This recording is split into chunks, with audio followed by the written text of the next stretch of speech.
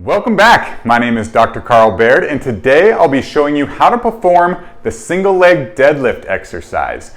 This is one of my favorite exercises for a number of reasons. First, it's a single leg exercise. It helps you build single leg strength to improve balance side to side, your right to your left.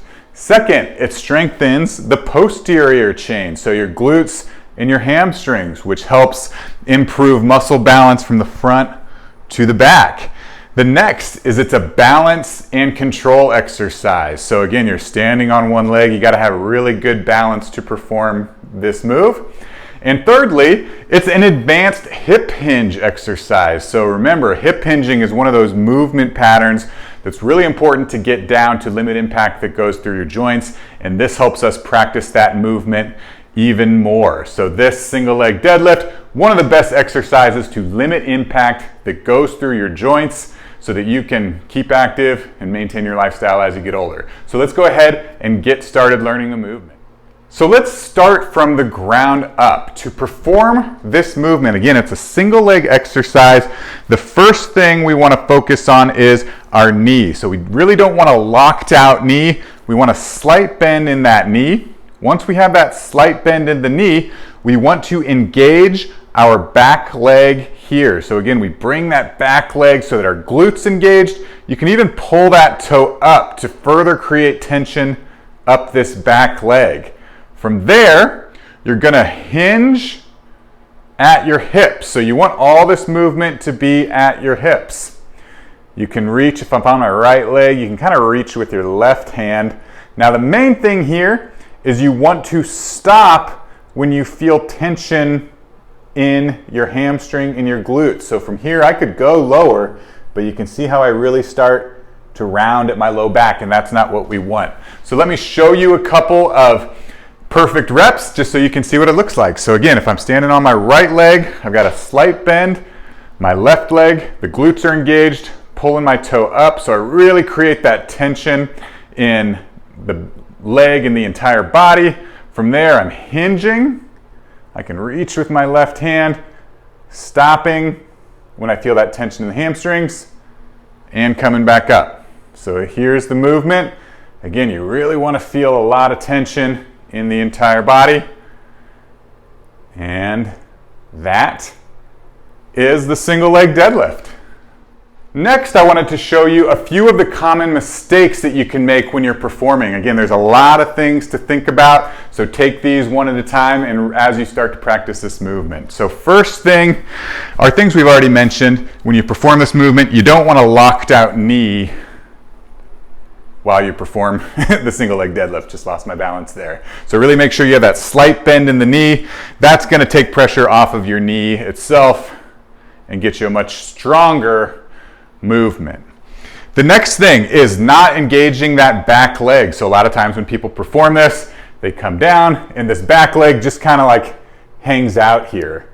And again, you lose a lot of that full body tension that's really important for protecting your joints and building strength. So we really want to make sure that our glutes engaged, we're pulling that toe up to create that tension in the leg, and that as we're performing this movement, that back leg stays in line with my upper body. So it's like a big T. So really make sure that back leg is engaged as well.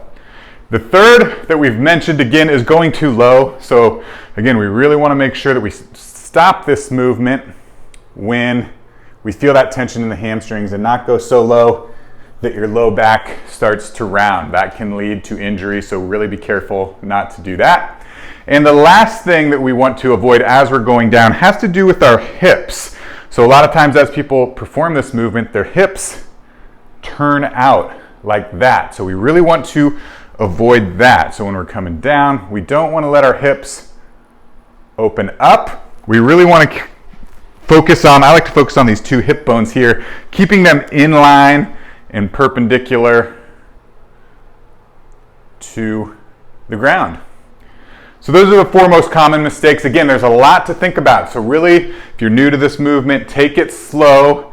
Really focus on form and control so you can get the most out of this exercise and build strength without stressing your joints. Lastly, I wanted to show you a few progressions. Because this is an advanced movement, a lot of times it's hard to just start right away performing the full movement.